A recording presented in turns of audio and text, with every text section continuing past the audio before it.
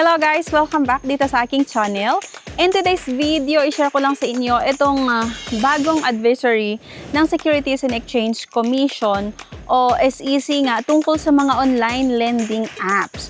So, meron kasing listahan nga itong Securities and Exchange Commission na bagong-bago ngayon, yung mga hindi authorized, yung mga hindi recorded at posibleng delikado gamitin yung mga loan apps na ito. So sana mapanood nyo talaga yung video natin.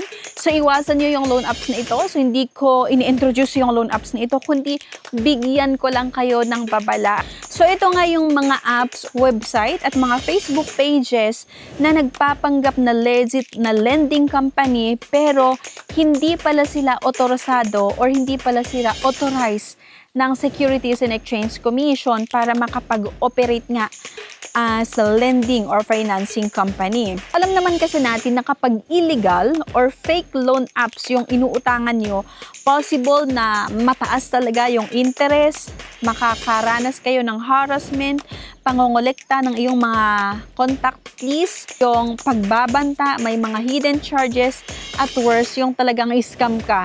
Yung tipong sasabihin na ganito, kailangan mong magbayad or magkaroon ng yung paunang bayad, service fee na 2,000. Pagka binigay mo yung 2,000, i-release namin yung 10,000. Tapos, kapag pinadala mo sa kanila yung pagkano yung service fee na gusto nila, then ibablock ka na lang nila. Tapos, wala na. Sa kanila na yung pera mo. Kaya sa video natin talaga pag-uusapan natin yung mga latest SEC advisory. Kaya yun, sana panoorin nyo yung buong video. Ipinapaalala na ang mga sumusunod na online lending platforms or OLPs, applications, websites, at Facebook pages ay hindi otorisado at hindi pinahihintulutan na mag-alok, mag-process o magpautang. Alinsunod sa SEC Memorandum Circular No. 10 Series of 2021 na nagpapatupad ng moratorium sa mga bagong OLPs simula November 2, 2021. So, ito yung makikita nyo sa Google Play Store, yung mga loan apps na nasa Google Play Store na hindi authorized ng Securities and Exchange Commission. Una, yung Cash Saya, mabilis online loan apps. Number 2, itong Cashshy. 3, Cashshy Pro, fast cash loan app. 4, Credimint, track every peso. 5, Finara or Finara Credit, fast cash loan. 6, itong Peso Bridge. 7, Pesomate, online cash loan. 8, P-Link Loan Peso Loan. 9, Smart EMI. 10, Swift Money, Smart Loan App. At number 11, yung Velto na loan app. At sa App Store naman, hindi rin nakawala sa App Store. Itong Adel Post Cash Lending App and Loan. Number 2, Prime or Prime Credit Lending App and Loans. Number 3, itong Capital Note Expense Tracker. Okay? So mag-ingat kayo sa paggamit or pagda-download sa mga loan app na ito. Pag sinasabi kasi natin na illegal or unauthorized nga ng SEC or Securities and Exchange Commission, possible talaga na mas mataas or matataas yung mga charges nila. Ayun, makakaranas kayo ng panghaharas. And the next, ito naman yung mga fake na website, yung mga copycat and fake Facebook pages.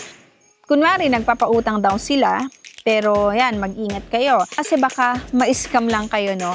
Una, itong Tala Maya Loan App Philippines. 2, Tala Now Lending App. Next, Tala Peso Cash App Philippines. 4, Mocha Mocha Fast Peso Loan App. 5, Mocha Mocha Online Loan App. 6, Mocha Mocha Quick Cash Loan App. 7, Mocha Mocha Loan App Philippines. 8, Peso Buffet Quick Peso Loan. 9, Atom Loan Online Peso Loan. 10, grabe ang dami ha. Digido or Digido Online Lending App. 11, My Pera Loan App Philippines. Next, Loan Echo Loan App Philippines. Then CLI Finance Incorporation, yung Pinoy Pondo, M. Lulier Lending Professionals Inc., OFW Pera Ngayon, Bridge Link Lending Corporation, yung PesoLending.com, WHG Loan, WHGCustomer.com, yung mga fake Facebook page impersonating Summit Lending Corporation. So mag-ingat kayo kapag bigla-biglang may magme-message sa'yo sa mga loan app or sa mga page na ito doon sa Facebook account mo or sa Messenger.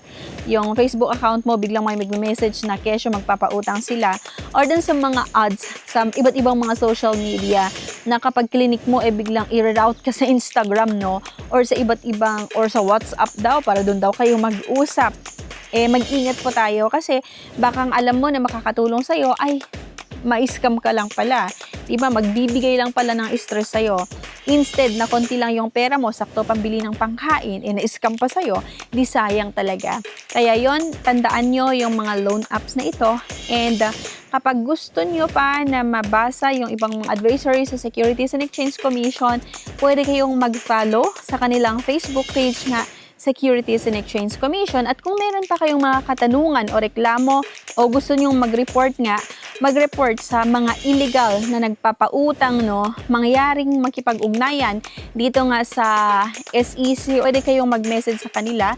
Ito, 14732, then SEC iMessage portal, ayan, https://imessage.sec.gov.ph, and then ito, yung sa Securities and Exchange Commission official website. Para sa mga listahan pa ng mga otorisadong loan app, kung gusto nyong i-search mo ano yung mga authorized na loan app, so pwede nyong i-click yung link na makikita nyo nga sa comment section after watching this full video. So, sinare ko lang sa inyo para diba maging aware lang din kayo, malaman nyo kung ano nga ba yung dapat at hindi, yung medyo okay utangan at hindi, o hindi ko ginagawa ng review to ha. Nagbibigay lang po ako ng information sa inyo. Baka sabihin nyo, itong si Miss Yana, sabi niya, goodbye Ola Loan Reviewer, tapos lagi namang may Ola sa mga videos niya, no. Ito, nagbibigay lang po tayo ng advisory kung ano yung mga tingin natin makakatulong sa ating mga viewers para di ba makaiwas sa scam, dan sa trap na ginagawa ng iba't ibang mga loan apps na yung mga high fees, panghaharas at iyon, yung pagkakalat nga ng mga picture nyo sa social media.